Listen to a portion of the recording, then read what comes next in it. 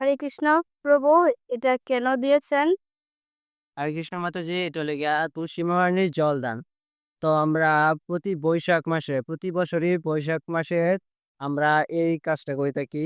এটা হলো গিয়া তুলসী মহারানীকে জলদান। কারণ এই দিনে আকাশের অনেক রোদের তাপমাত্রা অনেক বৃদ্ধি পায়। এজন্য শিলা বিগ্রহের মাঝে এবং তুলসী মহারানীকে এই সময় মানে এই মাসটা পুরোটা জল দিতে হয়।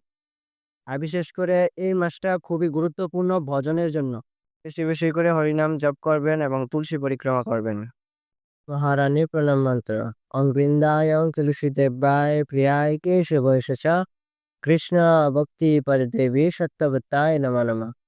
তো তুলসী মহারানীকে জল দান করার সময় আমরা এই মন্ত্রটি বলবো। ওং গোবিন্দাং বলবান দেবী ভক্ত চৈতন্য কারণীম স্নাপয়ামি জগদাত্রী কৃষ্ণ ভক্তি প্রদায়িনী। তো আপনারা অবশ্যই এই গুরুত্বপূর্ণ কাজটা করবেন। হরে কৃষ্ণ।